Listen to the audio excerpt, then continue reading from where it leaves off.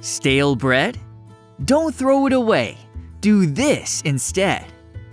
There's nothing quite like the smell of freshly baked bread.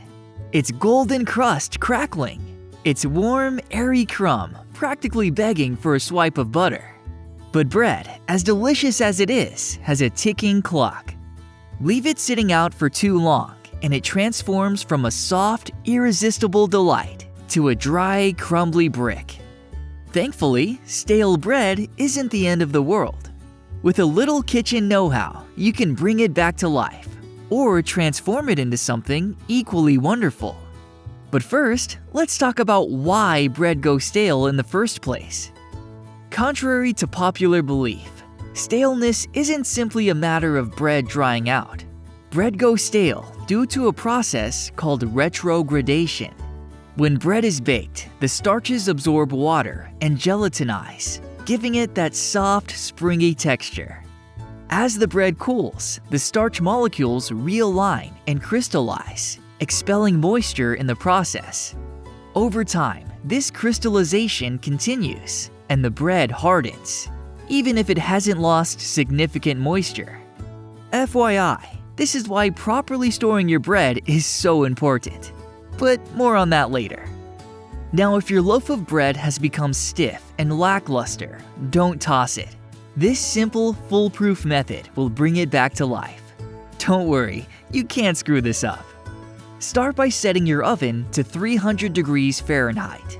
This low temperature is essential as it allows you to slowly rehydrate the bread without drying it out further. A high heat may crisp the exterior too quickly, leaving the inside dense and dry. Next, take your whole loaf or a partial loaf and briefly run it under cold running water. You don't want to soak it, just wet the surface enough to provide some moisture for the rehydration process. If the bread has already been cut, tilt the cut side downward so water doesn't saturate the interior too much. If a little water seeps inside, don't worry, it will bake out during the warming process.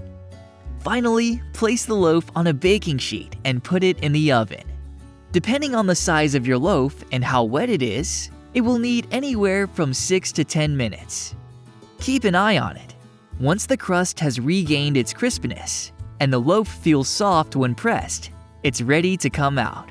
Let it cool slightly before slicing. This method works best for whole loaves or larger sections of bread. Pre-sliced bread, unfortunately, doesn't fare as well because the thin slices can't handle the moisture evenly. For those, you're better off transforming them into a delicious dish, rather than trying to revive them as is. And speaking of transforming stale bread, here are a few tasty ways to make the most of it. Garlic bread. Spread a mixture of softened butter, garlic, parsley, and a pinch of salt on thick slices of stale bread.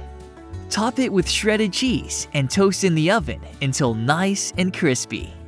French toast.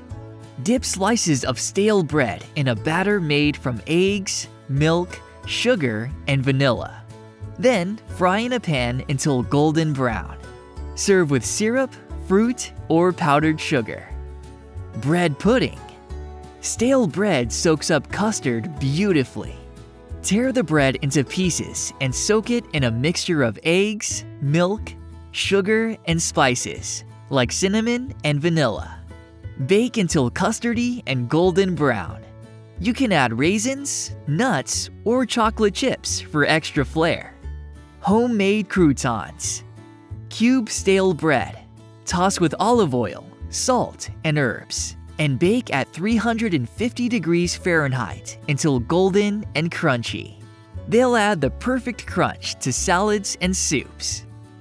Breadcrumbs. Blitz stale bread in a food processor for homemade breadcrumbs. Toast lightly for extra flavor, and use in everything from meatballs to casserole toppings. Of course, the best way to deal with stale bread is to try to prevent it from happening in the first place. If you plan to eat the bread within a few days, wrap it tightly in plastic wrap or place it in a resealable bag. It's best to store it in a dry, cool place, away from too much humidity.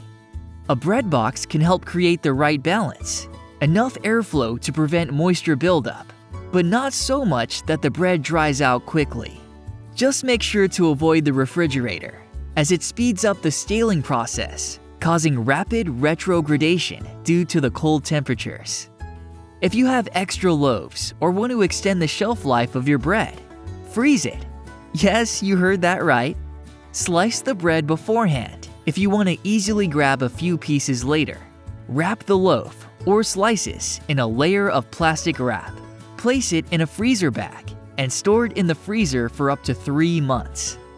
Freezing bread and then toasting it actually lowers its glycemic index, making it healthier by causing a slower rise in blood sugar levels when consumed. This can be beneficial for managing energy levels and supporting overall metabolic health. We actually made an entire video about freezing bread. You can check it out after watching this. The link is in the description below. The bottom line? Stale bread is sometimes inevitable, but with the right approach, it doesn't have to be a tragedy. Whether you revive your loaf with a quick trip to the oven or repurpose it into a delicious dish, every crumb can be put to good use. And by storing your bread properly, be it on the counter or in the freezer, you can enjoy its soft, pillowy texture for as long as possible. Before you go, we'd love to know, what's your favorite type of bread and how do you enjoy it? Let us know in the comments below. Thank you for watching. If you found this video informative, please give it a like and share it with your friends and family, as it helps us produce more valuable content. To stay up to date with our latest videos, remember to hit the subscribe button and enable notifications so you never miss out on any future content.